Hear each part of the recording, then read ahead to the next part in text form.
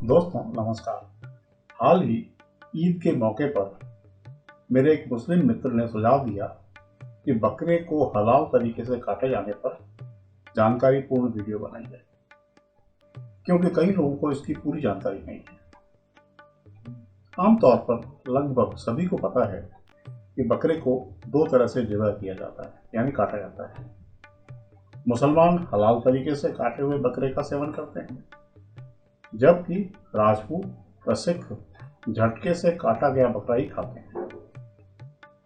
बकरे के हलाल और झटके में मुख्य अंतर मृत्यु की प्रक्रिया और धार्मिक मान्यताओं से जुड़ा होता है। हलाल तरीके में बकरे के गर्दन की श्वास नली या ग्रास नली काटी जाती है, जिससे खून धीरे धीरे निकलता है। झटके में बकरे को एक ही झटके में रीढ़ की हड्डी सहित काटा जाता है या सिर को एक बार में ही धड़ से अलग कर दिया जाता है ताकि तुरंत मौत हो जाए। सोच यह है कि इससे बकरे को दर्दनाक मौत से नहीं गुजरना पड़ता। कुछ लोग मानते हैं कि झटके वाले मांस के सेवन से आदमी में शौर्य आता है। खैर, हलाल में बकरे का खून धीरे धीरे बाहर निकलता है, जिससे मांस ज्यादा साफ होता है। बकरा कुछ समय तक जीवित रहता है, जिससे मांस में तनाव बढ़ सकता है और झटके में खून एकदम से नहीं निकल पाता। कुछ खून अंदर रह सकता है। बकरे की तुरंत मृत्यु होती है, जिससे कम तनाव होता है। सवाल उठता है कि इस्लाम में बकरे को हलाल क्यों किया जाता है। इस बारे में मान्यता है कि बकरे का खून त्याज्य है। इस्लाम में कुछ विशिष्ट अंगों का सेवन हराम यानी निषिद्ध माना गया है, भले ही जानवर हलाल तरीके से ज़िबह किया गया हो।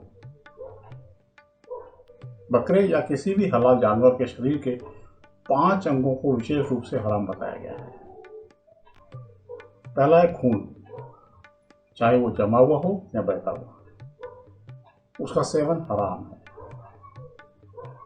इसके अतिरिक्त मूत्राशय यानी ब्लैडर और पित्ताशय यानी गॉल ब्लैडर, इसमें मूत्र और पित्त भरा होता है, जिसे शरीर से विषैले तत्वों को निकालने के लिए बनाया गया है।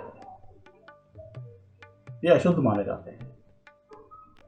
इसके अलावा गुदा यानी एनस भी नापाक और घृणित अंग माना जाता है। इसका सेवन बिल्कुल हराम है। नर जानवरों के अंडकोश यानी टेस्टिकल्स, यह शरीयत के अनुसार हराम है, क्योंकि यह गंदगी का अंग माना जाता है।